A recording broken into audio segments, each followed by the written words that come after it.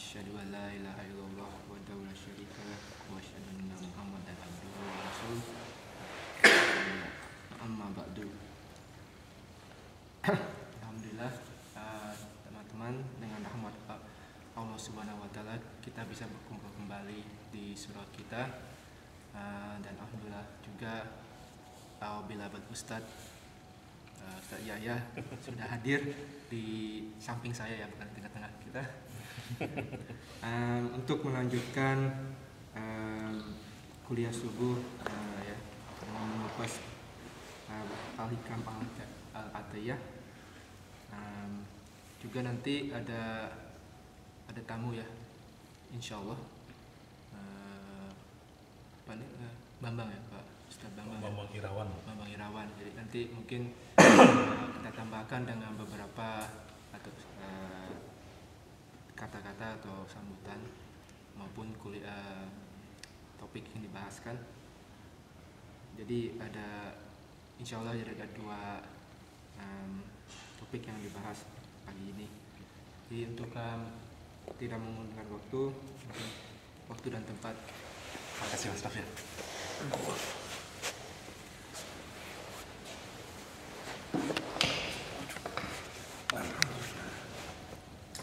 Assalamualaikum warahmatullahi wabarakatuh. Alhamdulillah nahmaduhu wa nasta'inuhu wa nastaghfiruhu wa na'udzu billahi min shururi anfusina wa sayyiati a'malina. May yahdihillahu fala mudilla lahu wa may yudlil fala hadiya lahu. Asyhadu an la ilaha illallah wa asyhadu anna Muhammadan 'abduhu wa rasuluh alladzi ballagha ar-risalah wa adda al-amanah wa nasaha al-ummah wa jahada fi sabilihi haqqa jihadih. Ikhwatal iman, a'azzakumullah. Teman-teman, rekan-rekan semuanya yang dirahmati oleh Allah SWT, di halqah jadidah, pertemuan yang baru ini kita memasuki hikmah nomor ke-31. Jadi sudah 31, alhamdulillah, dari bukunya Syekh Ibnu Athaillah As-Sakandari, salah seorang ulama besar di Mesir sana.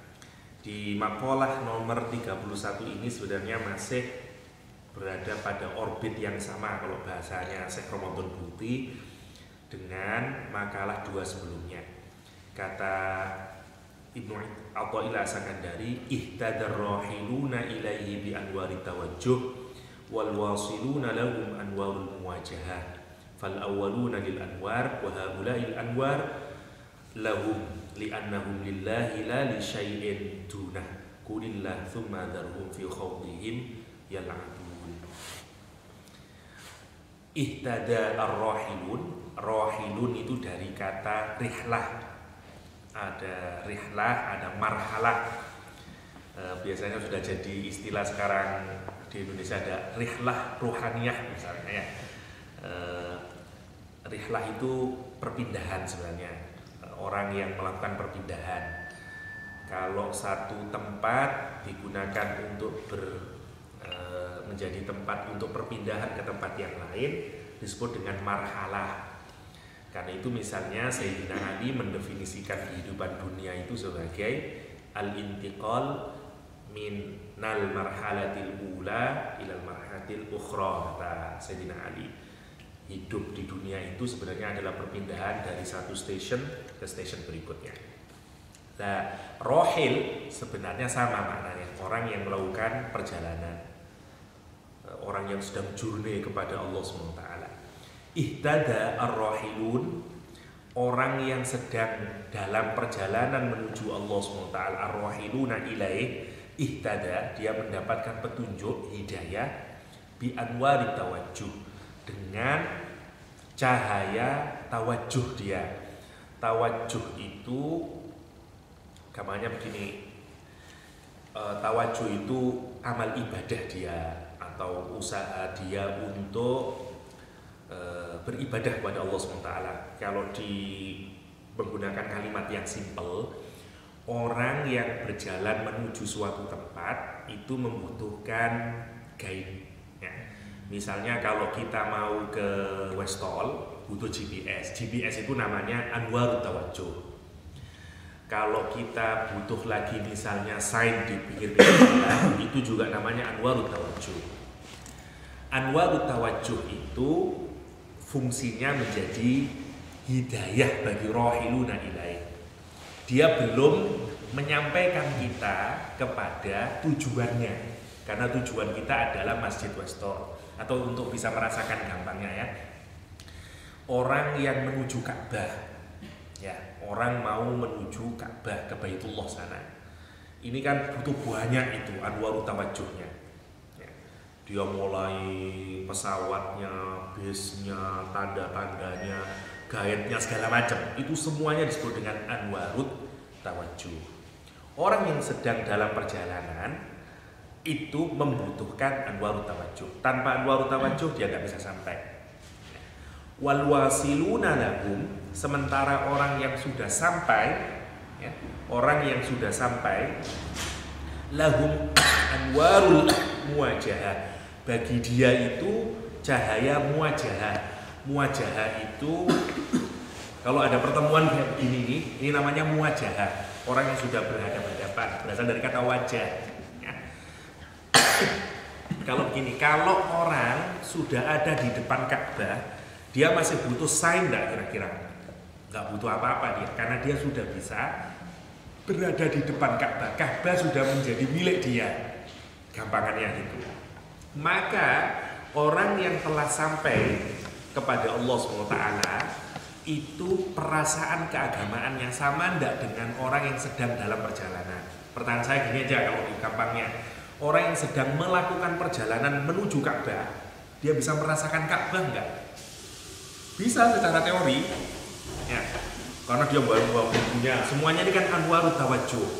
Dia bawa bukunya, oh Ka'bah itu begini. Tapi feelingnya, perasaan takarrubnya sampai dia bisa nangis belum bisa didapatkan.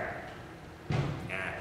Orang yang sudah wusul kepada Allah SWT itu seperti orang yang sudah ada di depan Ka'bah, yang dia bisa nangis, dia bisa merasakan nikmatnya. Itulah bedanya. Ada orang yang ibadahnya itu cuman ya dia enak, sama dengan orang melakukan perjalanan, ada penerangnya, dia diterangi dengan anwarut tawajjuhnya. Tapi sebenarnya dia belum bisa menikmatinya. Kenapa? Karena cahayanya ini masih cuman menuntun dia untuk sampai kepada Allah SWT. Nah, memang terjadi perbedaan-perbedaan. Hikmah nanti yang bisa kita ambil adalah jangan beragama itu hanya dengan dalil. Karena agama tidak semata-mata dengan dalil. Tahu Allah satu, kalau cuman untuk dalil aja nggak ada nikmatnya agama itu, maksudnya begitu. Sama kalau Ka'bah itu kita cuman dapat dari buku, lihat dari YouTube dan segala macam, nggak akan ada feeling. Tapi begitu kita melihat Ka'bah, Allahumma zid hadal baiti ta'diman wa takriman wa mahabatan, beda itu rasanya. Itu untuk menggambarkan bedanya antara rohil sama al-wasil, orang yang masih dalam perjalanan dengan orang yang sudah sampai kepada Allah SWT. Fal awwaluna, makanya kelompok yang pertama ini kata Ibnu Athaillah Sakandari lin anwar, dia ini butuh terhadap cahaya ini. Dia butuh terhadap cahaya. Tanpa cahaya dia nggak bisa kemana-mana. Selamat datang Pak. Wa haula'il anwar lahum, sementara cahaya itu sendiri sudah menjadi miliknya kelompok yang kedua itu. Kenapa? Li'annahum lillah, karena sesungguhnya semuanya itu milik Allah SWT. Kalau orang sudah dipeluk quote-in-quote ya oleh Allah SWT, yang lain sudah menjadi tidak perlu lagi, menjadi seperti tidak ada, karena yang selain Allah tidak ada. La syai'a la li syai' dunahu, tidak ada lagi yang lain di dia. Nah, kemudian Ibnu Athaillah Sakandari menggunakan sekali lagi seperti yang kemarin saya bilang tafsir isyari. Sekali lagi ini bukan tafsir, karena itu makna kok bisa begitu Pak, enggak, karena dia cuman menggunakan, mengambil ayat Al-Quran bukan untuk menafsirinya, tapi mengambil simbolnya saja seperti yang kemarin saya bilang ya. Qulillah tsumma dzarhum fi khawdihim yal'abun. Katakanlah Allah, kalau orang sudah diliputi Allah, yang lain sudah nggak jadi penting bagi dia. Biarkan dia tenggelam di dalam permainan mereka.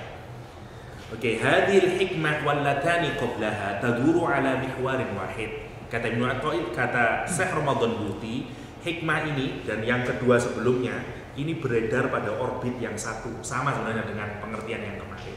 Ya. Yang dimaksud dengan rohilin kalau di sini as-salikin alladzina hum fi tuwarin adalah orang-orang yang berjalan menuju Allah dengan apa? Dengan pemikiran dan pembahasan. Membahas Allah itu hanya dengan logika, pemikiran, bagaimana takarub kepada Allah, sibuk aja dengan dalil terus menerus, nggak bisa dirasakan yang kayak begitu itu. Allah memang menenangkan, bisa mendapatkan ladzat, tetapi itulah bedanya antara orang yang sudah jalan dan orang yang berjalan dengan orang yang sudah sampai. Gampangnya begini, bicara pernikahan senang nggak? Senang. Apalagi saya, Pak. Apalagi Pak Ed yang paling senang berbicara tentang pernikahan itu senang. Orang bahkan menggambarkan calon istri sampai menggambarkan masuk di dalam kamar. Itu sudah nikmat. Karena itu beragama dengan akal pun nikmat. Ada nikmatnya, tetapi dia butuh banyak dalil, butuh banyak cahaya tadi itu, butuh banyak sign untuk mengantarkan dia memahami itu.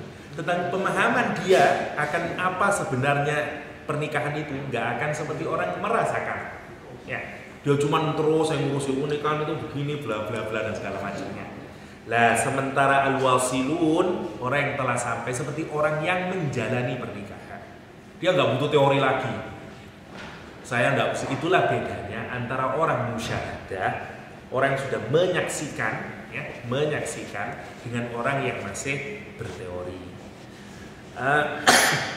Kenapa ini dipentingkan, pemetaan ini diberikan oleh Ibnu Athaillah Sakandari hanya untuk menunjukkan perbedaan antara orang yang masih berjalan dengan orang yang sudah sampai. Bagi orang yang sudah sampai sebenarnya dalil itu sudah tidak terlalu penting lagi bagi dia. Sudah tidak terlalu penting bagi dia. Contoh, bagi orang yang tidak yakin bahwa Allah itu benar-benar Maha Penyembuh, itu kan butuh dalil. Kalau Allah itu bisa menyembuhkan, benar enggak Allah itu asy-syafi al-mu'afi? Benar enggak memang Allah itu Maha menyembuhkan? Buktinya apa? Saya ke dokter. Karena kita enggak ada musyahadahnya. Yang ada itu hanya sains-sainnya semuanya, kayaknya. Padahal kalau mau ditelusuri lebih dalam seperti yang kemarin, semuanya berujung pada Allah SWT. Tapi bagi orang yang belum merasakan benar-benar, jangan asy-syafi lah, An-Nasir, Allah Maha Penolong lah. Itu kan berbeda antara orang yang mengalami dengan musyahadah dengan orang yang dengan teori. Waduh, teori Pak begini, bahwa Allah itu Maha Penolong, kalau begini dan segala macamnya itu. Ya, dengan buah dalil lah dan segala macam. Bisa dia meyakini benar itu, tapi puncak keyakinannya tidak akan sama dengan orang yang mengalami secara musyahadah. Seperti orang yang sering saya kasih contoh itu orang yang tabrakan, semua orang mati, tinggal dia sendiri tidak mati. Maka dia, Allah itu An-Nasir, Allah itu Maha Penolong.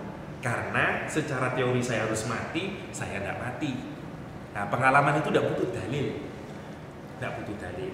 Sekali lagi bukan untuk membedakan bahwa dalil tidak penting, tetap penting, tetap penting. Karena itu sarana dan orang butuh sarana untuk sampai. Tapi begitu sudah sampai, maka dalil tidak menjadi penting. Dalil tidak menjadi penting lagi bagi orang yang sudah sampai. Tidak perlu lagi bahwa Ka'bah itu ada mahabbahnya, lalu sudah di depan Ka'bah, dia sudah bisa merasakan itu. Dia sudah bisa merasakan nikmatnya dia melihat Ka'bah dan segala macam. Tidak perlu hadis lagi untuk meyakinkan bahwa Ka'bah itu istimewa, gitu maksudnya. Itu yang disebut dengan al-wasiluna lahu. Ini dan memang agama itu yang paling penting dari kita. Bagaimana agama itu tidak hanya urusan akal kita, karena urusan al-bahs wan nadhar itu urusan akal, urusan fikih. Kalau gampangannya, saya tidak ingin membedakan sebenarnya karena Islam itu kesatuan, cuman mestinya keberagaman itu melibatkan seluruh fakultas dari diri kita ini. Ya akal kita, ya hati kita, ya five senses kita, semuanya harus terlibat sehingga nikmatnya beragama bisa dirasakan semuanya. Gak ada orang hebat dalam sejarah Islam itu yang cuma menggunakan hati, akalnya cerdas-cerdas. Imam Bukhari waliullah muhadditsin 1000 gurunya, akalnya cerdas, dia banyak dalilnya, tapi hatinya juga jalan. Ini yang penting untuk menjadi sarana bagi kita. Maksud saya kecenderungan orang, apalagi sampai di daerah-daerah urban, agama itu menjadi kegiatan al-bahthu wan nazar, hanya menjadi kegiatan pembahasan dan pemikiran saja. Gini-gini, enggak bisa dalilnya karena begini. Senang. Itu menyenangkan juga, sama dengan orang sedang berdebat filosofis misalnya. Tetapi sekali lagi, agama tidak hanya semata-mata urusan akal. Tidak akan pernah kita benar-benar merasakan Allah SWT quote-unquote. Tidak pernah usul kalau hanya cuma menggunakan akal. Hatinya juga bisa digunakan. Saya ingin contoh menarik dari kehidupannya Umar bin Abdul Aziz yang digelari sebagai khalifah nomor 5 dalam sejarah Islam. Ya. Salah satu kehidupannya yang menarik dari beliau adalah datang sahabat beliau yang sebenarnya secara ilmu jauh lebih hebat karena dia menjadi gurunya dia. Ya. Kata Umar bin Aziz, namanya Abu Hazim. Dia Umar bin Abdul Aziz ini adalah berguru kepada Abu Hazim ini. Sebelum seperti mana yang kita ketahui, Umar itu dulu namanya anaknya bangsawan, ya. Pakaiannya baik, kulitnya hebat, ya. Banyak sekali. Dan begitu dia menjadi khalifah, drastis sekali perubahannya. Pakaiannya menjadi sangat sederhana, kulitnya mulai keriput-keriput, ya, karena matanya sudah mulai main kurus. Ketemulah dengan Abu Hazim. Ditanyain, kamu ini Umar bin Abdul Aziz ya? Iya, kenapa? Kok berubah sekali? Kulitmu sudah mulai berubah, tubuhmu menjadi kurus, pakaianmu sekarang menjadi sangat sederhana. Kenapa semuanya ini berubah? Kata dia, semenjak engkau menjadi khalifah, kenapa kok sekarang menjadi kayak begini? Kata dia. Terus kata dia, wahai Abu Hazim, tidakkah engkau ingat dulu engkau pernah ngasih tahu aku dengan satu hadis, kata dia. Dengan satu hadis yang mengingatkan aku tentang perjalanan di akhirat, tentang usaha kita ini, hidup ini untuk sampai kepada Allah SWT. Hadis yang mana itu? Aku mengajarimu hadisnya banyak. Yang mana? Katanya Abu Hazim. Itu menggambarkan bagaimana kalau mau kita, wallahu alam yang tahu Allah SWT tentang derajat seseorang, tapi untuk menggambarkan antara orang yang menggunakan hati dengan orang yang menggunakan akal, ya. Kata Umar bin Aziz, dulu engkau pernah bilang, kata dia, inna baina aidikum, sesungguhnya Rasulullah SAW pernah bersabda, inna baina aidikum uqbatan ka'udan mudarrasatan la yajuzaha illa kullu dhamirin mahzul. Sesungguhnya di antara kita ini semuanya ini ada jalan yang mendaki, yang berat sekali untuk ditempuh itu. Ya, kemarin kita bicara Aqabah, ya, jalan mendaki yang ke arah gunung itu, yang susah itu. Kita ini semuanya ini untuk sampai kepada akhirat ini, untuk sampai kepada surganya Allah SWT, itu ada jalan yang mendaki yang sangat berat, persis bagaimana dituliskan Al-Quran, ya, falaqtahamal aqabah itu. Dan tidak ada orang yang bisa melewati itu illa kullu dhamirin mahzul, kecuali orang yang sangat kuat, berusaha mati-matian, kata dia. Dan aku itu berusaha untuk itu. Maka ini kata-kata yang menarik. Fahal talumuni ya Abu Hazim idza ana ahzaltu nafsi litilkal uqbah raja'an an anjua minha wa ma adhunnuni binaj. Kata dia, mengapa engkau tidak peringatkan aku wahai Abu Hazim, kalau seandainya aku ini lagi serius untuk naik ke sana itu, aku benar-benar ingin mengharap bisa sampai ke atas sana itu, karena aku tidak menyangka diriku ini sanggup. Subhanallah, Umar bin Abdul Aziz yang mengambil hadis itu sebagai cerminan dalam batinnya. Dalilnya masuk ke dalam perasaannya. Ini yang disebut dengan cara, kalau orang biasanya menggambarkan cara keberagamaan orang yang dengan hatinya, tidak hanya dengan akalnya. Akal hanya menjadi perantara saja bagi penguat keberagaman kita. Sekali lagi, hati juga harus dikembangkan untuk keberagaman kita ini, agar kita bisa merasakan nikmatnya beragama. Kalau sudah kayak begini, nikmat beragama itu, dan akan dimunculkan kenikmatan oleh Allah SWT. Dia keluarkan kenikmatan oleh Allah SWT. Satu lagi cerita untuk mengingatkan kita akan orang-orang soleh. Ada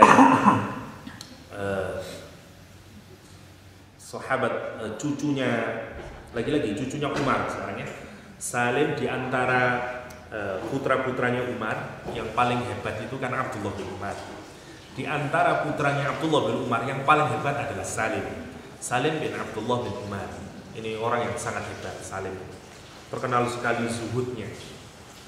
Yang menarik, pada masa pemerintahan Umayyah ini ada seorang raja, saya lupa lengkapnya, Malik. Saya baca dari Suwar min Hayat Tabi'in, datang ke Madinah, ke Mekah, dan Salim bin Umar bin Abdullah bin Umar ini sedang berada di depan Ka'bah, dia sholat. Dia sedang nangis terus menerus sambil memandangi Ka'bah, dan dengan pakaian yang sangat sederhana. Subhanallah, keluarga Umar ini memang begitu memeluk Islam. Semuanya ahli zuhud, semuanya orang-orang yang menganggap dunia ini remeh-temeh di hadapannya.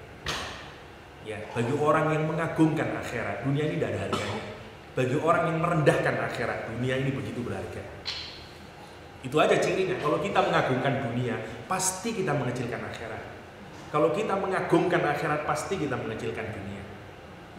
Karena tidak ada bandingannya. Tidak ada bandingan. Namanya saja sudah dunia. Ya, dia rendah.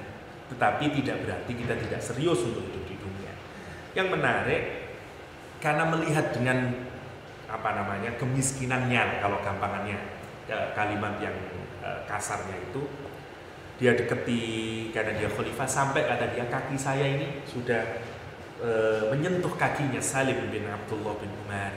Kemudian aku lihat air matanya terus mengalir, dan aku berkata kepada dia, Assalamualaikum ya Aba Umar. Dia jawab, Waalaikumsalam. Setelah itu dia bilang pelan-pelan, karena dia takut mengganggu dan segala macam. Dia bilang, Salni hajatan aqdiha laka ya Aba Umar. Bilang kepadaku kamu butuh apa, nanti aku pasti kabulkan. Ini raja. Salni hajatan aqdiha laka ya Umar. Kata dia, tidak dijawab apa-apa. Menurut siapa ini, sang raja ini mungkin tidak dengar, diulangi lagi, tapi tetap aja tidak dengar. Terus begitu sudah mulai agak reda tangisannya, ditanyain lagi, Salni, kata dia, hajatan aqdiha laka ya Umar. Dijawab kemudian oleh Salim bin Abdullah bin Umar. Ini jawaban yang menarik menurut saya. Kata dia, Wallahi inni la astahyi an akuna fi baitillahi jalla wa azza summa as'ala ahadan ghaira. Kata dia, demi Allah, aku ini malu. Aku ini sedang berada di depan Ka'bah. Aku sedang berada di rumah Allah SWT. Kemudian aku minta kepada orang lain. Kata dia, malu sekali sang raja ini. Tetapi dia namanya raja yang baik, ya, dia masih kepingin, aku nggak tega melihat orang soleh kayak begini, kok bergaya kehidupan kayak begini, ya, gaya kehidupan kayak begini. Terus itu begitu selesai orang pada berumbul kepada dia. Ini yang menarik dulu itu ya. Orang dulu dihormati karena ilmu dan ketakwaannya. Hari ini orang dihormati karena kekayaan dan omongannya. Orang dulu dihormati karena amalnya, karena ilmu dan amalnya. Orang sekarang dihormati karena kekayaannya. Jadi ustadz kalau tidak pakai necis, tidak laku di Indonesia. Harus pakaian yang keren biar tambah laku. Ya, sampai ada macam-macam. Itu ada ustadz soulmate segala macam. Ya. Subhanallah. Ya. Yang menarik adalah, saya jadi ingat ada satu lagi tabi'in, namanya kalau saya tidak keliru Atha bin Rabah. Itu bahkan menjadi ulama hebatnya Madinah saat itu. hanya gara-gara dia ini orang Buddha, hitam, rambutnya keriting, jelek lagi. Ya, namanya Atha bin Rabah. Dia ini bekas Buddha. Jadi kalau saya tidak keliru, ayahnya ini, ibunya dulu budaknya kalau tidak Abdullah bin Umar, saya lupa. Tapi begitu anaknya dari kecil itu dia bagi 3 waktunya. 1 untuk melayani tuannya, sepertiganya, sepertiga untuk beribadah kepada Allah SWT, sepertiga untuk mencari ilmu. Dia berguru kepada Abu Hurairah, dia berguru kepada Abdullah bin Umar, dia berguru kepada Ibnu Abbas dan segala macam. Sehingga ilmunya ini banyak. Dan dia satu-satunya orang dulu di Madinah yang di Masjidil Haram yang berhak untuk memberi fatwa. Bayangin, di antara orang-orang Arab ini ada orang yang gelap, keriting, hitam, dia yang boleh ngasih fatwa. Yang lain tidak boleh. Hanya dia karena ketinggian ilmunya. Nah, kok bisa kayak begitu? Orang yang Buddha. Nah, dikabarkan orang ini agak kayak Pak Zamroni. Ya, dia tinggal di Masjidil Haram 20 tahun lamanya. Dia tidak punya rumah. Ya, jadi tinggalnya di Masjidil Haram 20 tahun lamanya dia tinggal di Masjidil Haram. Hajinya 70 kali. Ya, sehingga kalau di Mu'arrikh itu diceritakan dia pulang kepada Allah SWT dengan membawa pahala 70 kali hajinya, kata dia. Ya karena tinggal di Masjidil Haram ya haji terus ya. Ya kalau Fadil 70 kali haji ya itu yang subhanallah itu. 70 kali haji ya. Hebatnya orang karena ilmunya dan amalnya. Yang menarik kemudian terus digerombolin ini Salim bin Abdullah bin Umar, dikumpulin ada orang bertanya tentang hadis, tentang fikih dan segala macam. Sampai yang terakhir datang lagi si khalifah ini, si raja ini. Dia bertanya lagi, tanya lagi segala macam tentang fikih. Setelah itu dia mendekatin lagi. Salni, kata dia, minta sama aku, hajatan abdi halaka ya Abdullah, minta kepada aku pasti kasih. Ditanya lagi sama Salim, min hawaijid dunya am min hawaijil akhirah. Kamu mau ngasih memenuhi saya ini dari hajat dunia atau hajat akhirat? You mau ngasih saya ini apa? Kebutuhan dunia saya atau kebutuhan akhirat saya? Kata dia ya tentu kebutuhan dunia saya. Kata dia, ini jawaban yang menarik orang yang sangat zuhud. Kata dia, innani lam atlub hawaijad dunya mimman yamlikuha ma fa kaifa atlubuha mimman lam yamlikuha. Kata dia, aku ini tidak meminta harta benda kepada orang yang memiliki harta, yaitu Allah SWT. Bagaimana aku meminta harta kepada orang yang tidak memiliki dunia ini? Kata dia. Ya. Nah kayak begini, makanya kemudian sang raja keluar kata-kata yang menarik, ma'azzakum alal hattab bizzahada wattuqa wa ma aghnakum billahi jalla wa azza barakallahu lakum min ali baitin. Misalnya, sungguh mulia engkau wahai keluarga Ibnu Khattab, ya, keluarganya Umar bin Khattab, dengan zuhudmu dan ketakwaanmu kepada Allah. Sungguh tidak ada yang lebih memuliakanmu karena engkau memiliki Allah SWT. Wa may yatawakkal 'ala Allah fa huwa hasbuh. Siapa yang sungguh-sungguh takwa kepada Allah, benar-benar menjadikan Allah sebagai pusat dari hidupnya, kecintaannya, cukup dia. Ya cukup dia. Masih ingat cerita anak-anaknya Umar bin Abdul Aziz yang tidak dikasih apa-apa dari warisan. Anaknya banyak, tidak dikasih apa-apa. Anaknya dikumpulin, bahkan ditanyain, saya tidak kasih apa-apa. Kamu ingin bapak masuk surga atau masuk neraka? Kalau ingin masuk surga, saya tidak kasih apa-apa kamu. Ya, karena dia tidak punya harta apa-apa. Sahabatnya mendengar itu, dia kasih, ya khalifah, saya punya ide yang bagus. Saya ada uang 300.000 dinar. Ini ajalah saya kasihkan kamu, terus kasihkan ke anak-anakmu. Aku punya ide yang lebih bagus lagi. Kata Umar bin Abdul Aziz menjelang wafat ini, menjelang wafat. Apa kata Umar bin Abdul Aziz? Kembalikan 300.000 dinar itu kepada yang kamu ambil hartanya. Karena dia juga pejabat. Ya, kalau sekarang begitu, kamu ngambil dari mana itu, kembalikan, kata dia. Kembalikan. Dan sejarah membuktikan meskipun anaknya Umar bin Abdul Aziz tidak ada satupun yang mendapat warisan dari ayahnya, tidak ada dia menjadi orang-orang melarang, tidak ada dia menjadi orang-orang yang bodoh. Dia jadi orang-orang yang alim, orang-orang yang berkecukupan. Ya. Kenapa? Karena dia sungguh menjadikan Allah sebagai pusat dari kehidupannya. Ini yang menjadi pikiran kita bersama-sama untuk sungguh-sungguh Allah jadi pusat kita. Kita ini semua berjalan, jangan berhenti di perjalanan. Jangan seperti yang kemarin itu, jangan berhenti karena melihat tukang rujak yang kemarin itu. Tujuan kita, set up goalnya tetap kita harus jadi orang-orang yang usul, meskipun tidak bisa usul-usul, minimal nanti kalau meninggal dunia, ya. Tapi pastikan nahkoda kita ini berjalan menuju Allah SWT. Jangan seperti orang yang baru mati baru dia sadar bahwa dia mau ketemu Allah. Ya, sebagaimana di hadis itu, ya.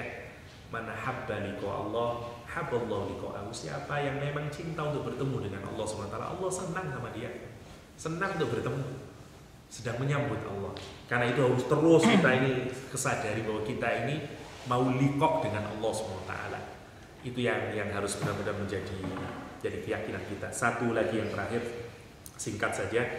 Tasawwufuka ila ma batana fika minal uyub khairun min tasawwufika ila ma hujiba anka minal uyub. Di 32 Nu'athaillah Sakandari menyatakan semangatnya kita ini, ya, desire-nya kita ini untuk terhadap sesuatu yang disembunyikan dari aib-aib kita ini, kita berusaha benahi dan segala macamnya. Kejelekan-kejelekan diri kita itu jauh lebih baik daripada semangatnya kita untuk mendapatkan hal-hal gaib yang dikijab bagi diri kita. Singkatnya begini, orang itu kalau mulai mendekat kepada Allah SWT dikasih nikmat. Kata Ibnu Qayyim al-Jauziyah, nikmat di dunia itu ada 3, ya. Nikmat itu kata Ibnu Qayyim ada 3. Yang pertama, nikmat-nikmat yang mengantarkan kita ilal akhirah, ibadah. Nikmat itu nanti ada kenikmatan. Yang pertama, nikmatnya ibadah itu adalah nikmat badan. Jadi sholat itu enak, itu perasaan enak, dan fisik enak, tidak seperti cuapek semuanya. Itu pertama dirasakan awalnya. Kalau sudah dapat nikmat badan, nanti dikasih lagi oleh Allah. Kalau nikmat badan kata para ulama itu munculnya karena Islamnya kita, karena taslimnya kita, karena surrendernya kita. Kalau kita sudah sholat, merasakan nikmatnya kita sholat, tapi secara fisikal, ya, itu sudah berarti dikasih ladzatnya Islamnya kita. Nah, kalau kita sholat, ini gampangnya saja, ya, Kalau sholat sudah mulai muncul rasa nikmatnya, ikhlas, roja, khauf, itu dihadirkan oleh Allah. Itu nikmat imannya muncul dalam sholat. Ya, misalnya kalau kita sholat tiba-tiba kok nangis, sholat kok tiba-tiba merasa kangen sama Allah, dimunculkan oleh Allah. Ya, tidak tahu baca ayat apa kita kok jadi nangis, ya, jadi merasa khaufnya keluar. Karena tidak merasain sholat, tiba-tiba kita merasa takut sama Allah SWT. Ya, amman huwa qanitun ana al-laili sajidan wa qa'iman yahdharul akhirah.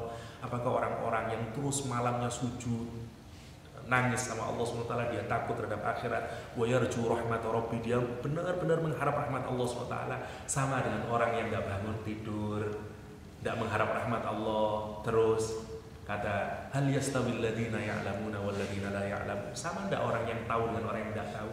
Innama yatadzakkaru ulul albab, sungguh orang yang bisa mengambil peringatan itu hanya orang yang memiliki intelek, kata Allah SWT. Kita renungi itu, kita nangis, muncul khauf, itu namanya, kalau sudah kayak begitu, nikmat. Kalau kita pernah merasakan ibadah sampai kita merasa takut sama Allah, itu nikmat dibanding kenikmatan zahir kalah. Dan kita harus minimal merasakan itu.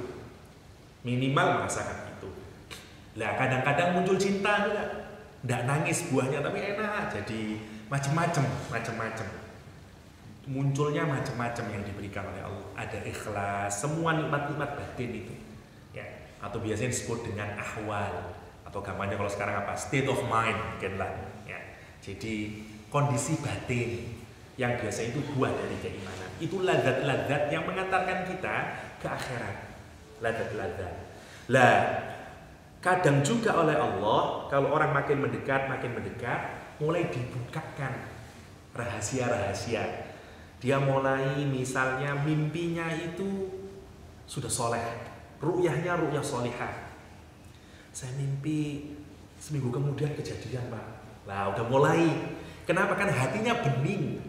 Kalau orang sudah mulai hatinya bersih, Itu dia bisa nangkap karena ini basiro. Basiro itu untuk melihat alam di luar dunia ini. Misalnya ada sahabat yang bisa didengerin malaikat, ada sahabat yang dengar suaranya malaikat. Semuanya itu mungkin. Hanya kita kebanyakan dosa jadi kayak tahayul ya. Jadi kayak tahayul sebenarnya ada. Para sahabat sering sekali mengalami kayak begitu itu. Kenapa? Karena mereka hatinya orang-orang yang soleh.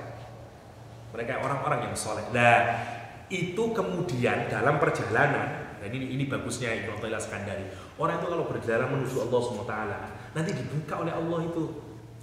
Dibuka itu gaib-gaib itu. Macam-macam munculnya. Dia sudah mulai misalnya apalah, tahu tentang mimpinya mulai benar, atau punya firasat, atau mungkin bisa melihat makhluk halus, macam-macam lah goda-godaannya itu. Atau macam-macam ya namanya godaan, kasih nikmat sedikit. Lah, banyak orang yang kemudian kesengsem sama itu. Dia zikir bukan untuk membersihkan dirinya, tapi untuk mendapatkan itu. Nah, itu namanya. Makanya di sini tegaskan ini bukan orang yang baru berjalan ya. Ini udah orang yang sudah tenggelam nih, udah tenggelam. Ada lagi musuh kita, yaitu nikmat-nikmat kayak begitu itu. Nikmat-nikmat yang kayak gitu yang disangka itu sudah dapat hasilnya. Berapa banyak misalnya kamu wiritan ini ya biar kaya. Misalnya kan ada gitu itu kalau di Indonesia itu. Wiritan yang disebut Allah, goalnya apa? Kaya. Wiritan ini ya biar sakti. Wiritan ini ya biar si dia jatuh cinta sama kamu. Segala macamnya lah. Segala macam. Kamu kalau baca ini terus nanti jinnya datang misalnya. Semua ini sebenarnya usaha bagaimana wirid itu yang sebenarnya mendekatkan orang sama Allah dan membersih hati. Kalau kita punya guru yang soleh, misalnya, dia akan tahu. Kadang-kadang kita dikasih wiritan, disuruh wiritan yang berbeda-beda. Misalnya kamu ini, hatimu sekarang ini nggak bisa cinta sama Nabi Muhammad itu, kayaknya lemah sekali kamu, sholawat yang banyak. Misalnya kalau guru yang baik, dia tahu disuruh baca sholat bukan untuk agar mendapatkan ABCD, tapi benar-benar kita memasukkan nama Muhammad untuk benar-benar jatuh cinta kemudian. Mulai misalnya, karena macam-macam alatnya ya. Tapi maksud saya, semua perangkat ibadah itu mestinya jangan ditujukan untuk kegaiban itu remeh-temeh. Seperti yang kemarin saya contohkan, kalau kita ke Malang mampir di terminal terus lapar beli rujak karena penjual rujaknya cantik, kita kepencut kemudian ya, lupa waduh enak di sini dah, menggoda tukang rujaknya, tidak sampai ke Malang. Ya, itu persis seperti godaan orang dalam perjalanan. Jadi orang sakti, jadi dukun, banyak enggak orang wiritan bukan malah dekat ke Allah, jadi tukang dukun misalnya. Macam-macam. Dan itu gagal. Orang yang enggak usul kepada Allah SWT. Orang yang enggak usul kepada Allah SWT. Makanya dari awal dia kasih tahu, semangatmu ya untuk meraih itu jelek. Justru lebih baik fokuskan pada diri, cari aibmu itu. Kalaupun untuk zikir untuk di sini, itu maksudnya. Apa yang oleh Allah dengan diri kita itu. Tips terakhir, kata Imam Ghazali, beberapa hal yang bisa untuk kita ungkapkan kalau kita ingin tahu bagaimana celahnya diri kita itu. Satu, cari guru yang apa namanya, yang bisa menaik hati kita, bukan guru yang cuma teoritis ya. Yang tahulah ya orang yang soleh, orang yang tahu kamu sombongnya masih besar, kamu dengkinya masih gitu, benar-benar yang bisa kita jadikan rujukan. Ya, rujukan itu penting. Punya guru yang soleh, Agama ini tidak bisa sendiri-sendiri.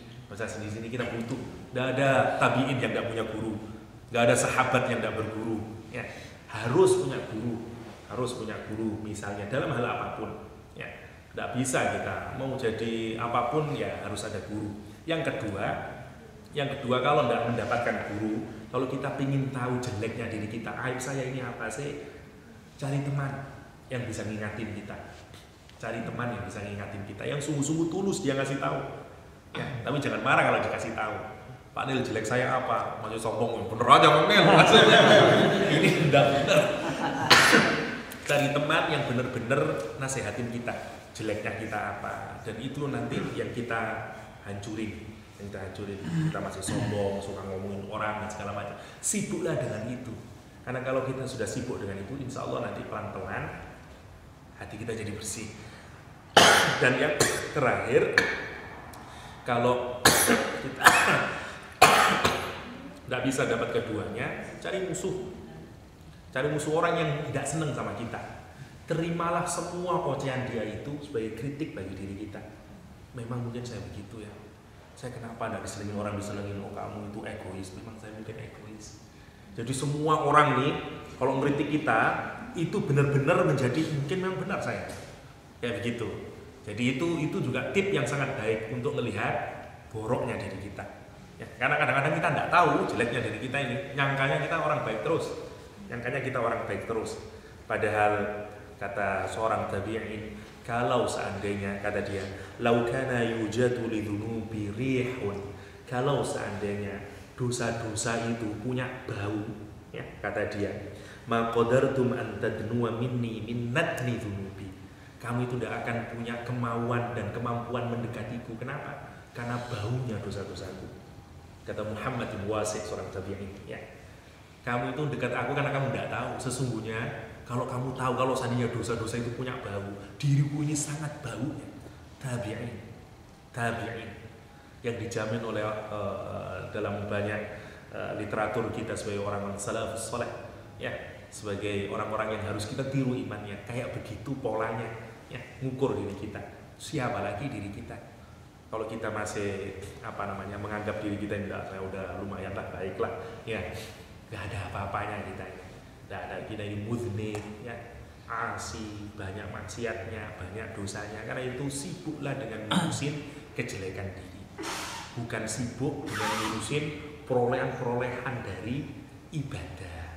Saya ingin sholat terus, Pak, untuk apa? Ujiannya biar lancar, boleh, tapi ya dalam perjalanan ibadah kita mulailah semuanya itu mulai cari keridhaan Allah SWT. Allah tidak lupa kok dengan bagian duniawi kita itu, dengan bagian duniawi kita pasti disempurnakan. Itu saja secara singkat, insyaallah semoga ada manfaatnya. Hadanallahu wa iyyakum ajma'in. Assalamualaikum warahmatullahi wabarakatuh.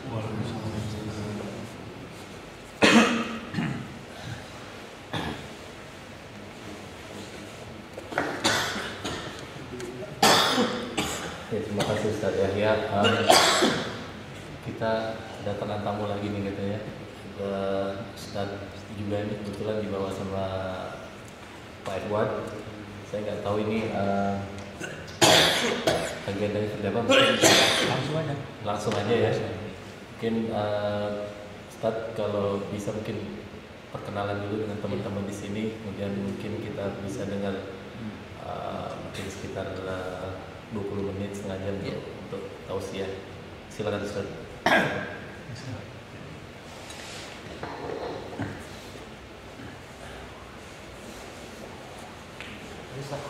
Mari.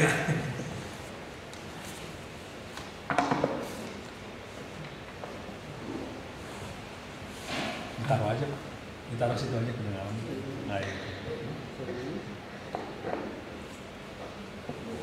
Bismillahirrahmanirrahim.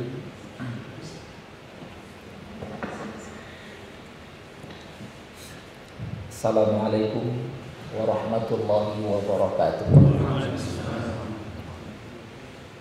Alhamdulillahilladzi alafa baina qulubina fa asbahna bi ni'mati ikhwana. Wassalatu wassalamu ala nabiyyina al-mustafa wa ala alihi wa ashabihi al-sidqi wal wafa. Asyhadu an la ilaha illallah wahdahu la syarika lahu wa asyhadu anna Muhammadan abduhu wa rasuluh alladzi balagha risalah wa nasaha al-ummah wa adda al-amanah wa jahada fi sabilillahi haqqa jihadi hatta atahul yaqin. Qala Allah ta'ala fi kitabihil aziz, a'udzu billahi minasyaitonir rajim, bismillahirrahmanirrahim. Yauma la yanfa'u malun wa la banun illa man atallaha biqalbin salim. Shadaqallahul azim. Bapak, Ibu, hadirin wal hadirat, syukur alhamdulillah saya diizinkan bisa bersilaturahmi di hadapan Bapak Ibu. Mudah-mudahan silaturahmi ini adalah silaturahmi yang diberkahi oleh Allah, yang mendorong kita untuk selalu sharing dan berbagi pengalaman.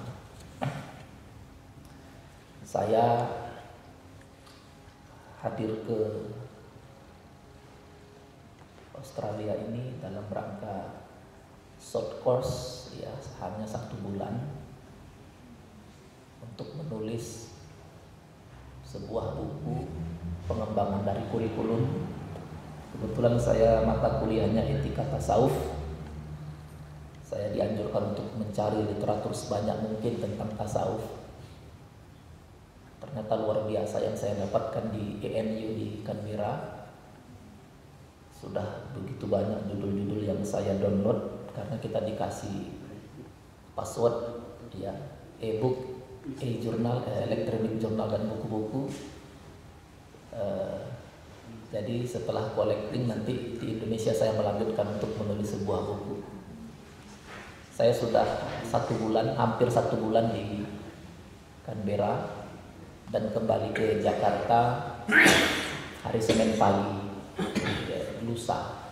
Jadi lusa saya sudah kembali ke Jakarta. Ya, mudah-mudahan saja, mudah-mudahan ya Ustaz ya, saya bisa kembali lagi kemarin dengan izin Allah. Nama saya seperti nama bintang film, ya, Bambang Irawan. Selesai S3 tahun 2009 di Universitas Islam Negeri Jakarta, Ciputat. Ya. Anak saya sudah 2. Di samping mengajar di UIN, saya juga mengajar di Pasca Sarjana, ada di Jakarta Islamic College for Advanced Studies, ICAS, kerjasama dengan London dan Madinah. Saya juga menulis beberapa buku. Di samping mengajar, saya juga aktif memberikan taklim-taklim di Jakarta. Saya kira itu nanti bisa dilanjutkan soal perkenalannya. Waktu kita sangat singkat, nanti kalau lebih dari 15 menit tolong diingatkan. Bapak Ibu yang dirahmati Allah, saya hanya melanjutkan saja sebenarnya apa yang sudah disampaikan Ustadz Yahya tadi, seperti samudra, ya, sangat banyak manfaatnya, sangat luas sekali kajian tasawuf ini, yang memang bagian dari kajian saya. Bicara tentang tasawuf banyak sekali dikaitkan dengan bicara soal hati. Soal hati, Pak. Pantas saja dalam sebuah diskusi Allah berfirman, bumi dan langitku tidak mampu memuatku. Bumi dan langit itu tidak mampu memuatku, kata Allah. Apa yang mampu memuatku? Hati orang-orang yang beriman. Ternyata hati itu adalah betul-betul menjadi hal yang sangat dominan di dalam mengkaji tentang tasawuf. Betul kata Ustadz Yahya, ini lagi-lagi soal bagaimana kita merasa, ya, bagaimana rasa bertuhan itu betul-betul hadir, terasa.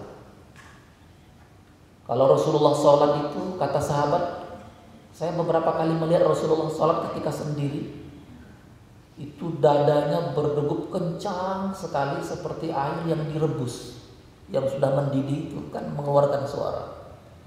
Begitulah Rasulullah kalau sholat, ya, luar biasa.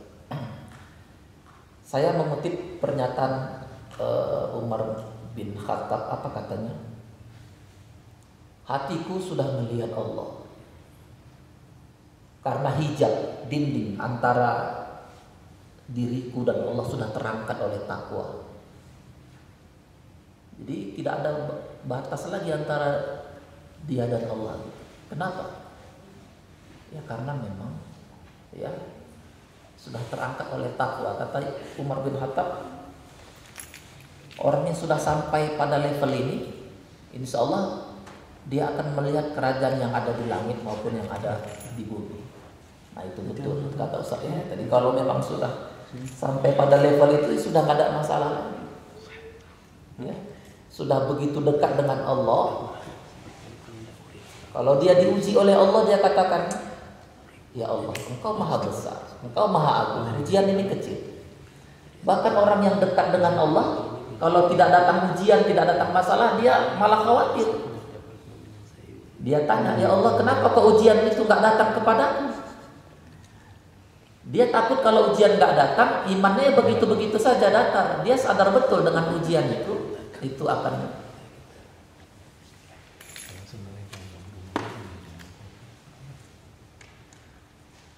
mengukur level keimanan. Itu adalah cara Allah untuk mendekatkan dirinya kepada hamba, yaitu dengan ujian-ujian.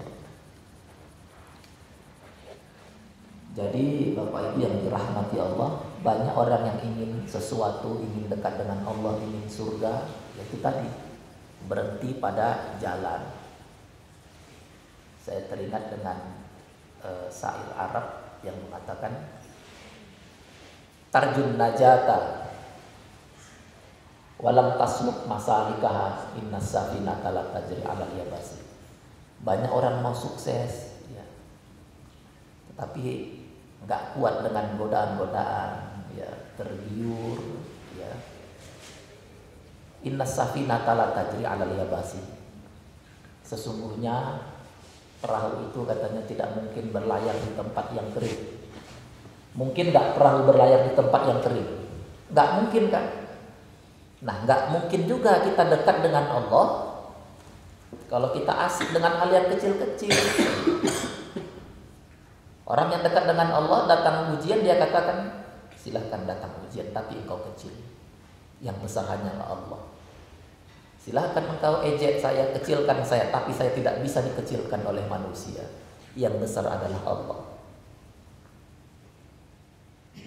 Yaitu seperti kata Ustaz Yahya tadi, kalau sudah diliputi oleh suasana fitrah ilahiyah itu, masalah tidak ada lagi. Ketika diuji saja dia bersyukur kok. Apalagi saat datang nikmat, dia lebih bersyukur lagi. Coba Bapak bayangkan, ada orang diuji tapi dia mampu mengucapkan alhamdulillah di samping innalillah. Alhamdulillah dengan ujian. Karena dia sadar kalau sukses aja dari kecil, sukses gak pernah gagal, bisa-bisa sombong.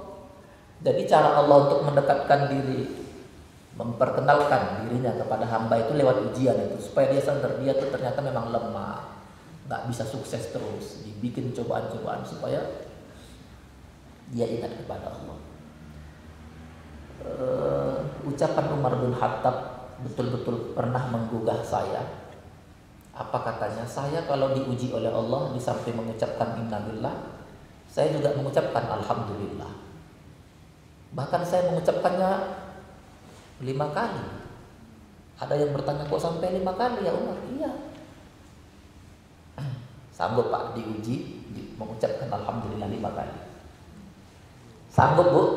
Ketika datang ujian, ketika suami lagi garang-garangnya, ngomongnya nggak enak, kasar sama kita, ibu bilang alhamdulillah 5 kali, sanggup?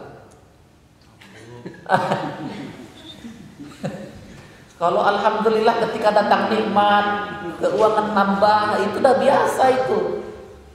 Tapi ini lagi keuangan sedang seret-seretnya, anak-anak lagi nakal-nakalnya, ibu ucapkan alhamdulillah. Sanggup insya Allah Pak ya? Tapi tadi ceritanya sudah diliputi Allah. Ujian apapun, ujian kecil, yang besar Allah. Kan begitu. Jadi penasaran juga sahabat yang lain. Tolong dulu ceritakan kepada kami, kok bisa 5 kali? Tolong dulu jelaskan, katanya. Ya. Alhamdulillah yang pertama, kata Umar bin Khattab ketika diuji, kan tadi ucapannya alhamdulillah 5 kali. Alhamdulillah yang pertama saya ucapkan ketika ujian datang, karena Allah tidak mengujiku dengan sesuatu yang lebih parah. Allah tidak mengujiku dengan sesuatu yang lebih besar, lebih dahsyat, meskipun Allah bisa melakukan itu. Betul nggak Pak? Pernah ditipu orang Pak? Pernah dilarikan uang sama orang? Pernah Pak ya mungkin? Berapa? Berapa yang dilarikan? $100, $200? Gayus.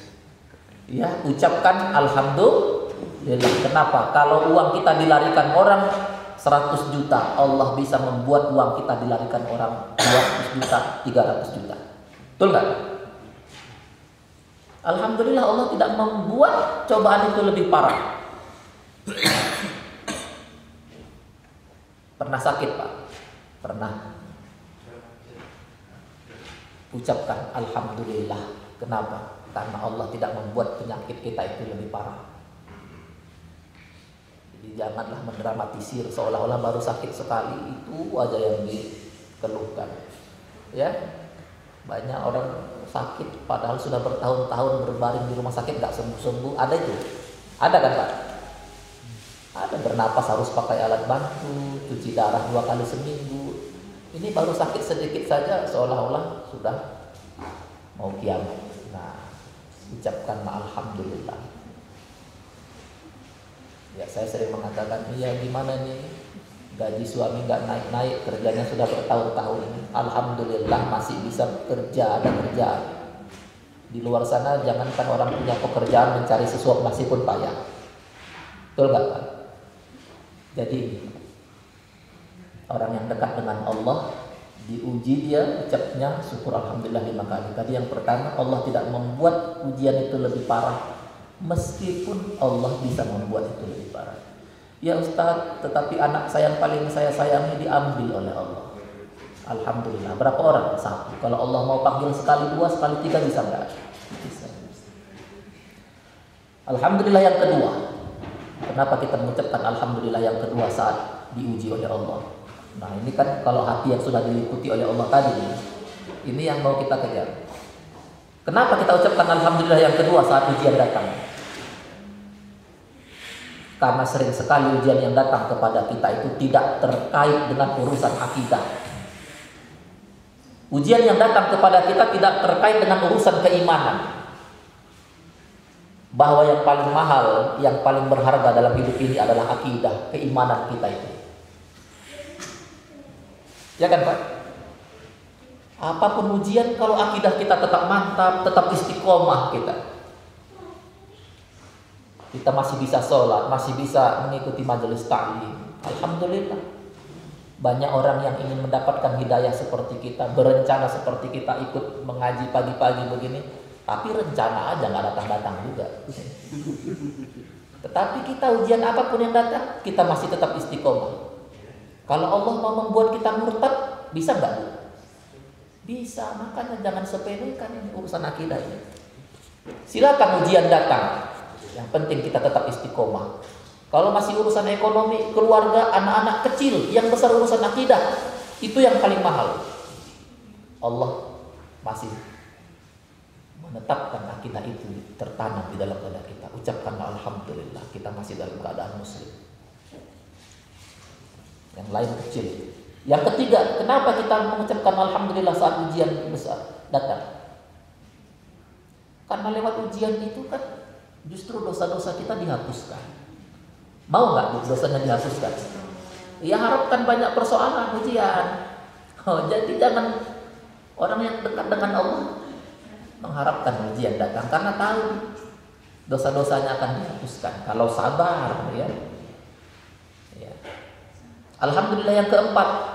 Kenapa kita mengucapkan alhamdulillah yang keempat saat ujian itu datang? Alhamdulillahirabbil alamin.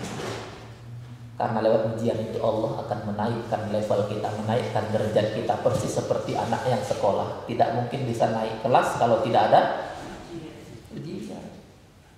Nah, memang tujuan hidup ini kan juga untuk diuji. Salah satu tujuan Allah menciptakan kita kan memang untuk diuji. Ya, alladzi khalaqal mauta wal hayata liyabluwakum ayyukum ahsanu amala. Allah yang menghidupkan dan mematikan kita salah satunya apa? Untuk menguji kamu.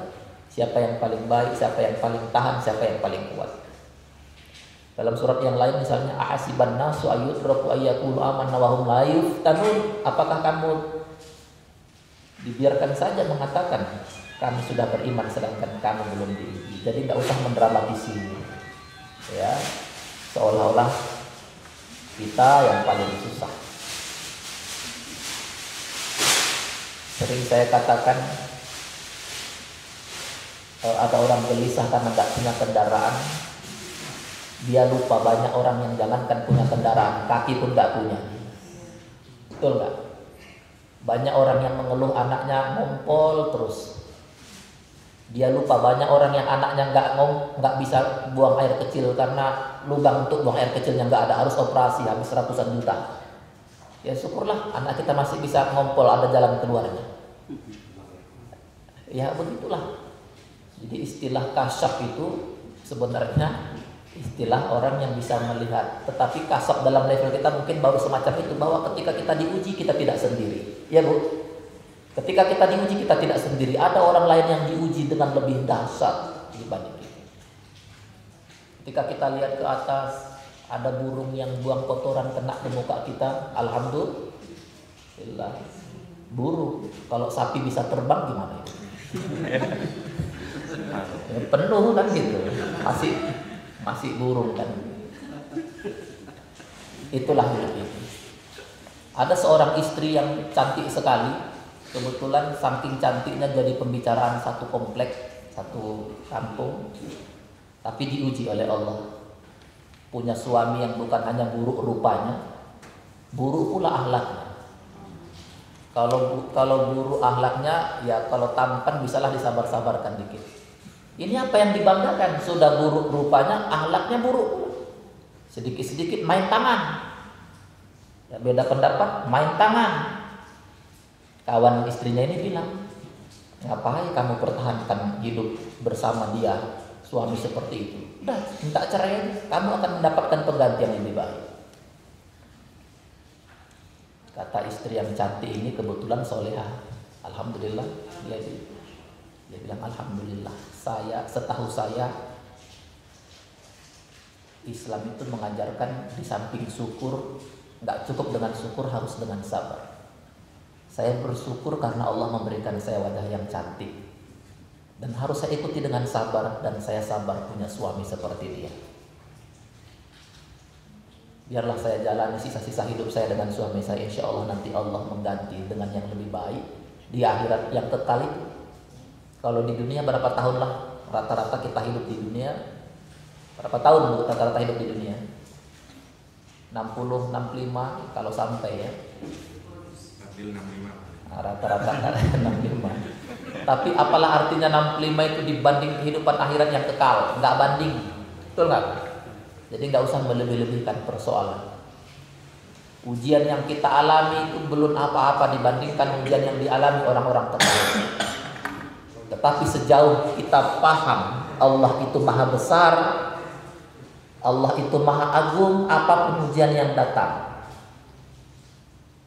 Allah menegaskan la yukallifullahu nafsan illa wus'aha. Pasti kita sanggup karena Allah itu sayang. Alhamdulillah yang kelima. Kenapa kita pantas mengucapkan alhamdulillah yang kelima saat ujian itu datang? Karena sekecil apapun ujian yang datang kepada kita, itu akan diganti oleh Allah dengan yang lebih baik. Besar ujiannya diganti dengan yang lebih besar, lebih besar lagi diganti dengan Allah yang berlipat ganda. Begitulah nikmatnya orang yang sudah diliputi, ya, orang yang hatinya sudah terpaut kepada Allah. Apapun ujian yang datang itu bisa dia lewati. Kan selesai hidup ini, udah gak ada masalah lagi kan. Kalau diuji pun sanggup bersyukur, apalagi datang nikmat, selesai. Kalau keuangan lagi seret, sabar. Kalau lagi banyak, syukur. Ya Bu. Kalau suami lagi harmonis-harmonisnya, sayang banget sama kita, alhamdulillah. Kalau lagi garang-garangnya, sabar. Kan selesai udah. Begitulah seharusnya orang-orang yang diliputi dengan Allah, orang yang sibuk dengan yang besar. Yang kecil itu jadi bisa diatasi. Saya teringat dengan kisah nyata. Ada seorang anak yang baru berusia 3 tahun, 3 tahun setengah. Ya, mungkin baru masuk, kalau di Indonesia PAUD ya, pendidikan anak usia dini. Ayahnya baru beli Mercy. Ayahnya ini, papanya baru beli Mercy. Ketika Mercy baru itu diparkirkan di garasi rumah, si papanya keluar rumah. Anaknya yang 3 tahun setengah tadi mendatangi mobil itu, dia pegang-pegang mobil yang mewah ini. Nggak jauh di dekat roda Mercy-nya itu ada paku besar. Wah, diambilnya paku. Yang ada di bayangannya, oh saya bisa menggambar ini di dinding mobil papa yang baru. Dia coret-coret gambar apa? Gambar gunung, ya. Mungkin baru belajar menggambar dia di sekolah itu PAUD. Dia gambar matahari, tengah-tengahnya ada jalan gitu. Sudah penuh ini di dinding mobil apa nih mewah papanya, pindah dia ke belakang. Dia gambar lagi, gambar hutan ya macam-macam. Udah penuh yang belakang, geser lagi ke sebelahnya. Sudah penuh yang ke sebelah, pindah lagi ke depan, penuh itu dengan gambar-gambar. Ayahnya baru saja pulang, masuk pagar, dikejar sama anaknya. Papa, kemari dong pak. Saya baru aja selesai menggambar. Coba lihat pak, bagus kan gambar saya pak, coba sini lihat. Papanya yang baru membeli berapa 1,5 M apa hampir entah berapa itu harganya mahal begitu, melihat mobilnya sudah penuh coretan-coretan dengan paku, gemetar itu. Gemetar, nggak sanggup menahan emosi. Marah luar biasa. Di situ ada bunga, dipatahkan ranting bunga itu, dia share itu anaknya sekeras mungkin, dia pukuli tangan anaknya itu berkali-kali. Nggak peduli dia anaknya menjerit kesakitan. Ya. Dia biarkan anaknya itu menangis berjam-jam itu di sudut kamar. Malam harinya anaknya dilihat dipegang gini, kepalanya panasnya luar biasa. Singkat cerita dibawa ke rumah sakit,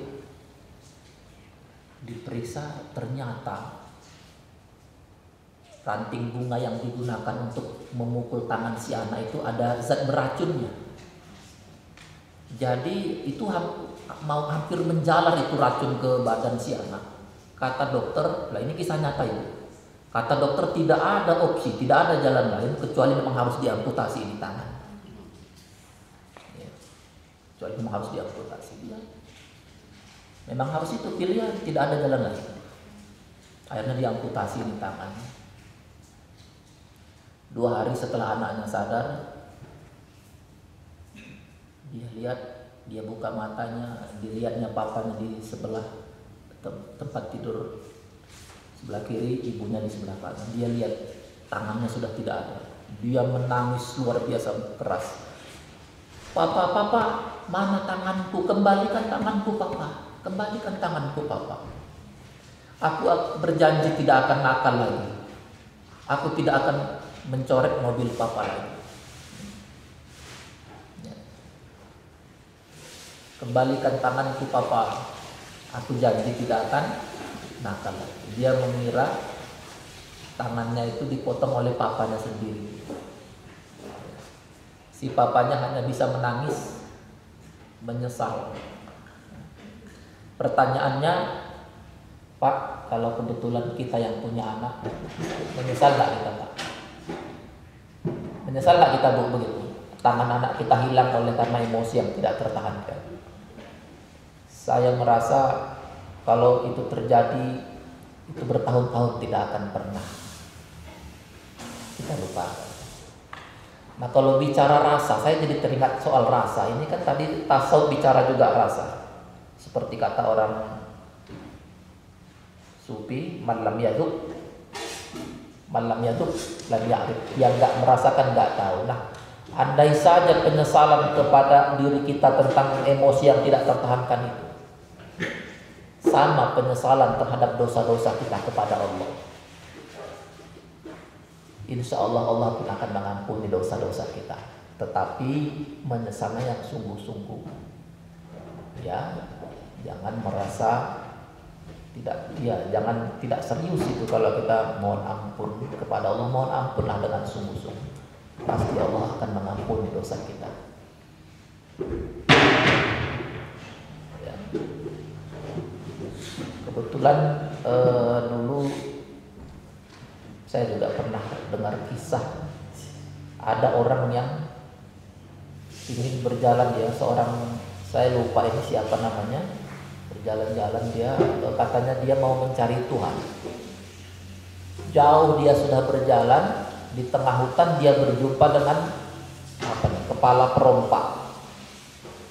Kepala perompak itu menangkap, ya, kamu mau kemana? Yang ditangkap ini bilang, saya mau mencari Tuhan. Kepala perompak ini gemetar, ya, ketika dibilang mau mencari Tuhan, dilepasnya. Ya sudah, kalau kamu nanti ketemu dengan Tuhan, tolong tanya sama Tuhan. Saya itu nanti di neraka yang tingkat berapa? Kata si perompak.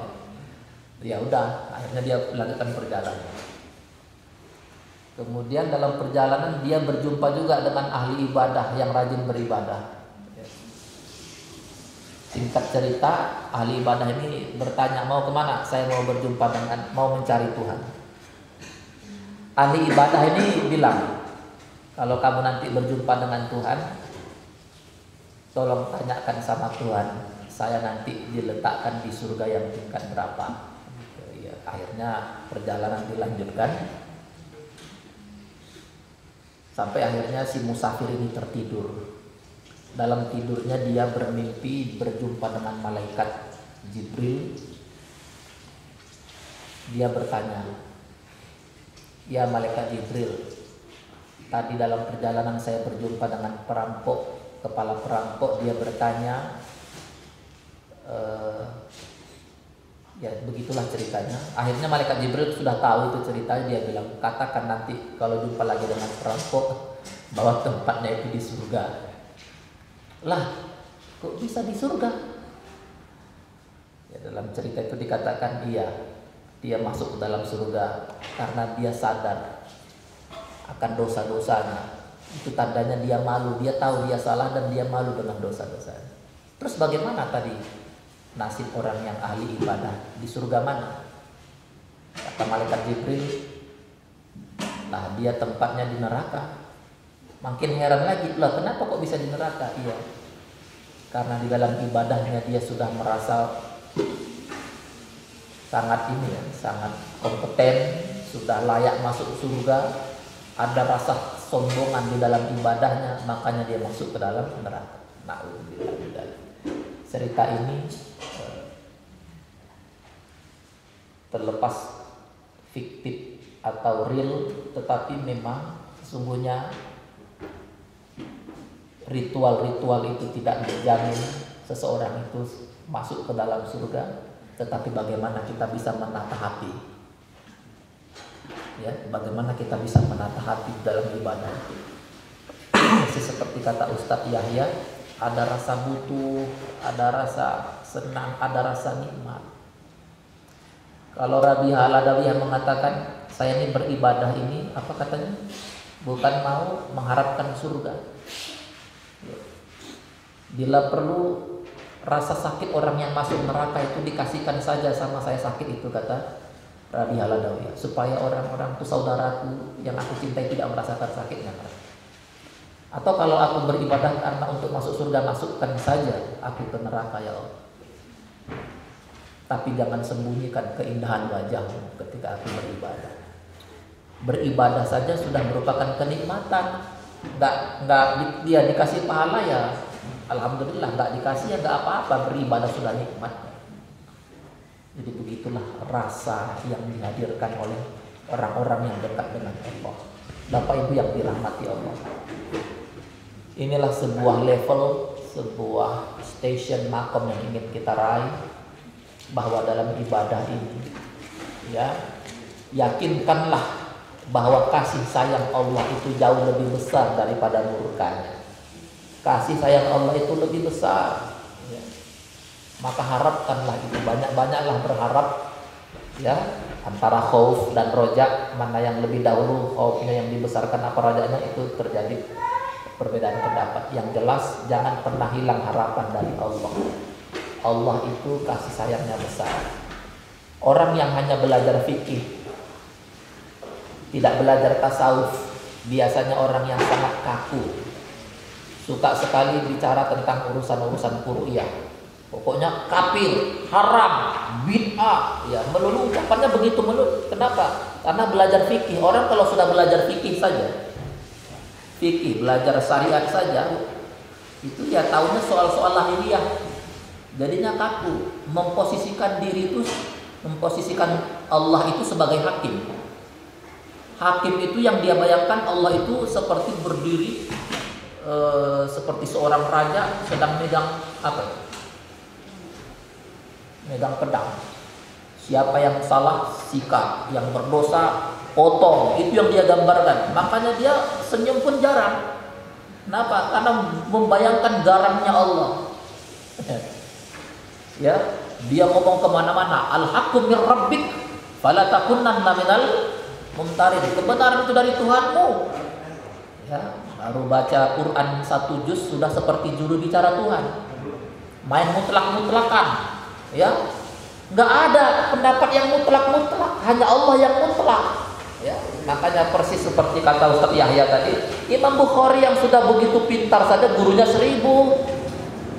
Ini kita baru berguru 1, gurunya mengaku Nabi, percaya pula lagi. Nah, kelemahan umat Islam di situ.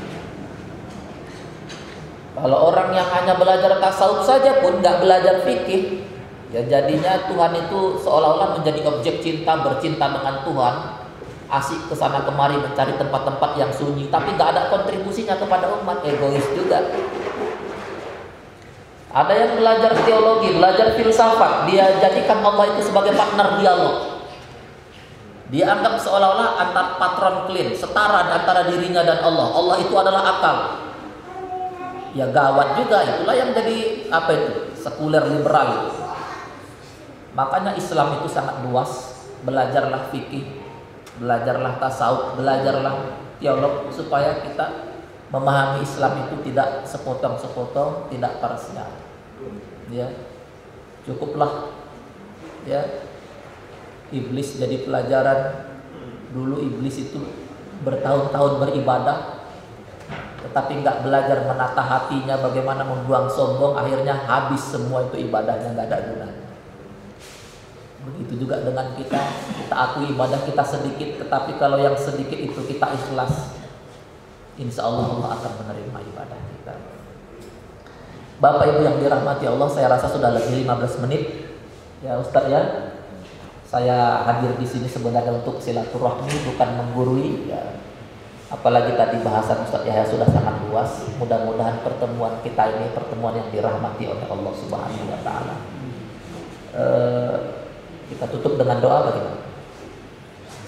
Atau ada dialog dulu ya? Ya, terima kasih Ustaz Bambang. Mungkin kita lanjutkan sedikit sebenarnya, atau mungkin sampai 7:30 ya. Tanya jawab. Ini kita ada diberkahi pagi ini dengan didatangi oleh 2 ustadz. Mungkin untuk teman-teman yang ingin bertanya, mungkin 2 pertanyaan lah ya kalau ada. Mungkin dari ibu-ibu, kalau ada yang ingin bertanya, persilahkan.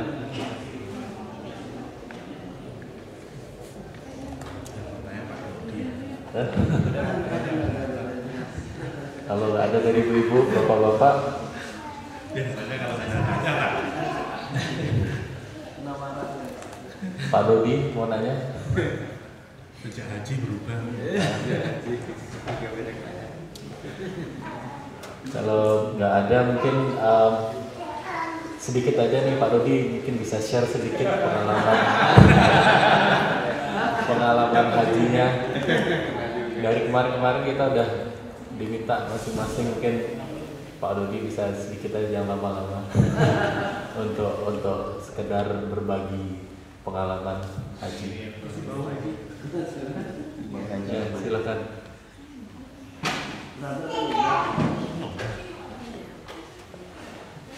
Ayo sini. Depan lah, depan. Jangan lama-lama, 1 jam aja. Haji. Nggak mampu sebelum ke sana. Sini aja.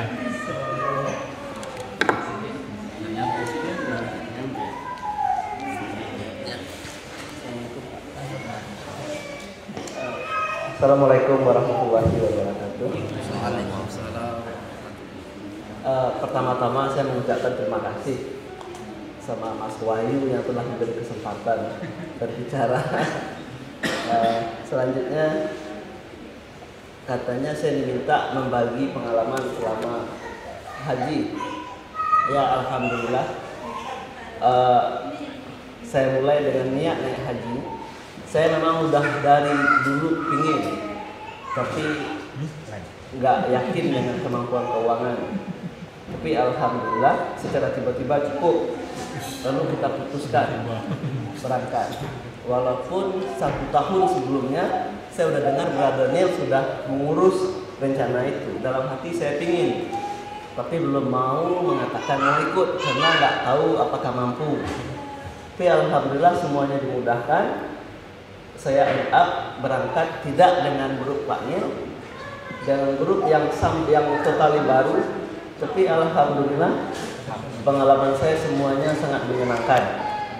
Saya masih ingat adinda saya Pak Edi mengatakan, "Dah nanti kalau di Mina bawa kompor atau bawa mie makan segala macam." Saya masih ingat, saya bilang saya tidak cemas soal makanan. Alhamdulillah selama perjalanan makan saya tuh cukup enak, berlebih malahan, sehingga badan saya bertambah berat. Yang saya takutkan jangan-jangan karena kenikmatan dunia saya kurang ibadahnya. Ya, masalah makan, masalah teman perjalanan, masalah tempat tinggal, saya merasakan the best yang saya dapatkan. Saya memang merasa diundang dan diperlakukan sangat bagus. Yang kurang itu adalah mungkin kesadaran saya mensyukuri apa yang telah saya dapatkan, mendisiplin diri. Di Mina saya juga sempat mampir ke tempat ini. Saya lihat dia tidur.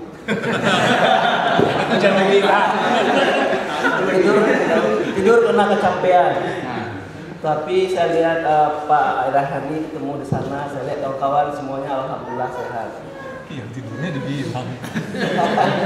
Yang kesannya pertama adalah ternyata tenda saya lebih bagus dari tenda Neil. Lebih bersih. Perasaan seperti itu. Saya nggak tahu realnya, mungkin lebih bagus di sana. Cuma I feel good. Pilihan saya tidak salah dan semuanya dimudahkan. Di sana saya juga mendapatkan pengalaman. Kebetulan adik ipar saya sakit di Mina, yang saya sempat bawa dia ngurus, bawa ke klinik ya dengan orang Arab itu, dengan ustadz kita berdeal dengan dokter Arab, lalu bawa ke rumah sakit yang ada di Mina. Saya mendapat kesempatan melihat bahwa pengelolaan haji oleh orang Raja Saudi ini bagus. Rumah sakitnya bagus. Pas baru masuk dites, ada 5 orang dokter itu yang memeriksa dia, bisa bahasa Arab, bahasa Inggris. Cek darah, di CT scan, di imaging pakai apa yang kalau di Indonesia mungkin 6 bulan, kalau di sini mungkin nunggu setahun agar bisa dapat perlakuan itu. Di sana malah bisa keluar hasilnya, dapat diperkirakan penyakitnya apa. Dan alhamdulillah rumah sakit ini katanya dibuka cuma 5 hari selama haji itu di Mina. Itu tutup, tapi fasilitasnya bagus. Alhamdulillah, saya juga diberi kesempatan membantu orang Indonesia yang tidak pandai bahasa Inggris dan bahasa Arab. Dia lagi setengah sadar, dokter Arab minta tolong ke saya, tolong terjemahkan. Orang itu rupanya bertabrakan, lalu mati sebelah, shock, namanya istilahnya, stroke, lagi setengah sadar. Di sana tuh saya baru pertama kali lihat orang kalau udah setengah sadar yang nampak tuh aneh-aneh. Mon, sini Mon, ngapain kamu Mon? Dia bilang, nggak tahu siapa si Mon itu, tapi dia masih bisa jawab namanya siapa, makan obatnya apa, tapi masih bisa. Alhamdulillah malam itu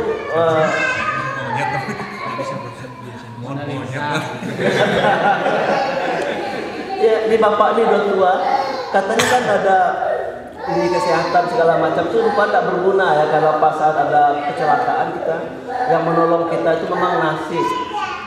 Saya melihat bahwa kebetulan saya ada di sana, kebetulan saya bisa bahasa Indonesia, saya bantu dia, semuanya secara kebetulan.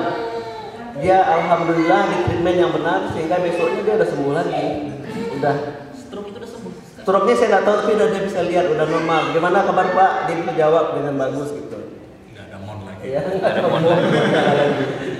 Dan alhamdulillah adik ipar saya juga sembuh 1 hari setelah pindah dari rumah sakit itu. Banyak saya melihat dan merasakan bahwa memang suasana itu di samping kita sangat letih, kita dituntut berdisiplin. Kita ke sana tuh mau ngapain? Jangan sampai lupa, karena banyak saya lihat kawan seperjalanan orang-orang lain tuh yang komplain, tidak happy. Ya, pasti sangat mudah kita merasa tidak senang, tidak puas. Tapi kalau kita nikmati aja jalannya aja, insya Allah kita akan dengan selamat. Tapi rupanya ini semacam sharing ya bagi kawan-kawan yang belum. Rupanya tes kita menjalankan ibadah haji itu tidak berhenti setelah kita selesai 5 hari di lempar 3 jumrah ya. Setelah Arafah, Musdalifah, melempar, lalu tawaf ya. Itu bukan sampai di sana. Rupanya waktu Nil pulang ke sini, saya ke Madinah. Saya tinggal di sana tuh beberapa, mungkin ada seminggu lebih ya. Pas mau pulang, mau check in di airport itu, enggak malamnya besok pagi mau berangkat pulang nih. Malamnya saya sedikit crash dengan pedagang Arab. Mau beli baju untuk anak nih. Ya, sempat marah-marah saya sana sama orang Arab. Rupanya itu tes itu. Rupanya tes kita itu tidak hanya sampai selesai menjalankan itu 8 hari itu, hari tasawuf itu. Setelah itu rupanya masih ada. Jadi hati-hati, jangan sampai pas mau meninggalkan Madinah atau Mekah, kita mau berangkat ke sini, kita merasakan setelah di Jeddah udah aman. Ternyata tidak. Itu yang saya rasakan. So I don't feel like I did it perfectly until the end. Saya tidak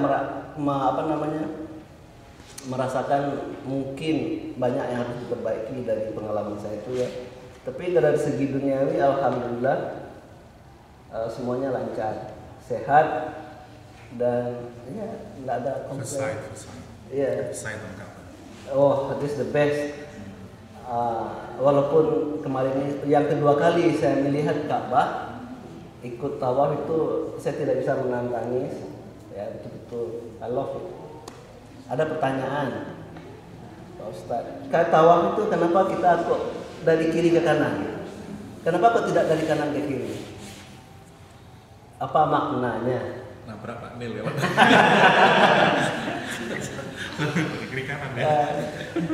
Mungkin kalau ada yang mau komen silakan, kalau enggak ya. Terima kasih banyak. Ada pertanyaan? Oke, saya udah bertanya. Assalamualaikum warahmatullahi wabarakatuh. Ini penceramah yang ngasih pertanyaan. Terima kasih. Mungkin kalau tidak ada pertanyaan lagi kita tutup saja. Mungkin Ustadz kasih doa. Udah ya. Kalau gitu mungkin Ustadz Bambang mau doa untuk sama-sama. Saya mohon doa di syukur ini bisa ketemu lagi sama teman-teman di sini dalam keadaan sehat walafiat. Karena waktu jalan di terowongan Mina, kalau sempat jatuh, saya kira saya tidak akan ketemu dengan kawan di sini. Karena suasana itu betul-betul, dan saya sempat bertabrakan dengan orang kulit putih. Biasanya saya takut sama orang kulit hitam. Kulit putih strong, diginikannya saya terbang saya 2 meter ke belakang. Iya. Besar. Lah saya mau marah, saya panggil dia. Tapi yang saya bilang jazakallah khair waktu itu. Kok saya udahlah terima kasih saya bilang. Marah dalam masalah enggak apa-apa. Ingatin wajah. Dapat jazakallah kenapa marah? Tapi semua syukuran lagi.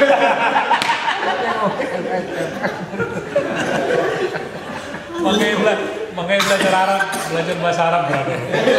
Salah ngomong. Ada juga bagusnya bahasa itu yang bagus. Dia walaupun marah yang keluar enggak enak. Baik Bapak Ibu, untuk menutup pertemuan kita pada hari ini dan untuk mendapatkan berkah dari Allah, mari sama-sama kita tutup dengan doa. Illa hadhihi wa ala kulli niyatin salihah. Al-Fatihah. A'udzu billahi minasyaitonir rajim. Bismillahirrahmanirrahim. Alhamdulillahirabbil alamin arrahmanir Ar-Rahmanir Rahim Maliki Yaumiddin. Iyyaka na'budu wa iyyaka nasta'in ihdinas siratal mustaqim siratal ladzina an'amta 'alaihim ghairil maghdubi 'alaihim waladdallin. Amin. Alhamdulillah rabbil alamin wassalatu wassalamu ala asyrafil anbiya'i wal mursalin wa ala alihi wa ashabihi ajma'in. Allahumma shalli ala Muhammad wa ala ali Muhammad. Allahumma ighfir lil muslimin wal muslimat wal mu'minin wal mu'minat al ahya'i minhum wal amwat bi rahmatika ya arhamar rahimin. Allahumma rabbana arinal haqqa haqqan warzuqna ittiba'ah wa arinal batila batilan warzuqna ijtinabah. Allahumma ja'al hada jam'ana jam'an marhuma wa tafarruqana min ba'di tafarruqan ma'suma. Allahumma rabbana innaka antas samiul alim wa tub 'alaina ya Allah innaka antat tawwabur rahim. Ya Allah ya Tuhan kami, jadikan kami hamba-Hamba-Mu yang senantiasa ingat dan cinta kepadamu ya Allah. Jadikanlah kami hamba-Hamba-Mu yang beribadah dengan sungguh-sungguh ya Allah. Sebagaimana orang-orang yang saleh sangat sungguh-sungguh dan mencintai Engkau dengan sungguh-sungguh. Ya Allah ya Tuhan kami, betapa banyak persoalan dalam hidup kami. Engkau yang maha meluruskan dari segala yang bengkok.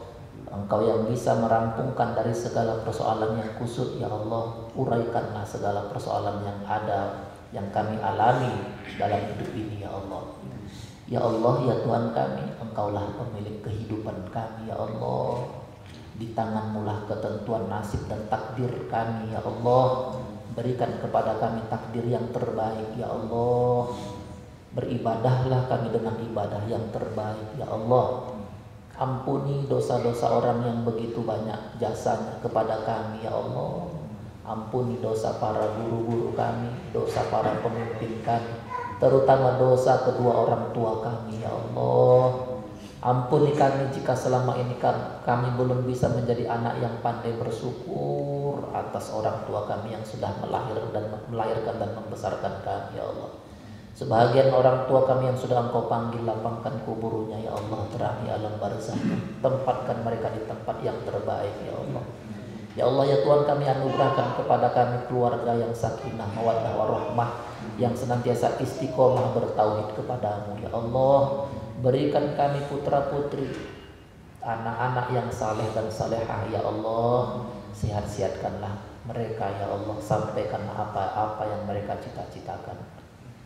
Ya Allah ya Tuhan kami, jadikan kami akhir hidup kami dengan akhir yang baik ya Allah, yang Engkau panggil dengan panggilan yang penuh cinta ya Allah. Allahumma rabbana hawin alaina fi sakaratil maut wan najata minan nar wal afa intal hisab. Rabbana atina fid dunya hasanah wa fil akhirati hasanah wa qina adzabannar. Wa sallallahu ala sayyidina Muhammadin nabiyil ummi wa sahbihi wa sallam. Subhana rabbika rabbil izzati amma yasifun. Wassalamun alal mursalin walhamdulillahi rabbil alamin.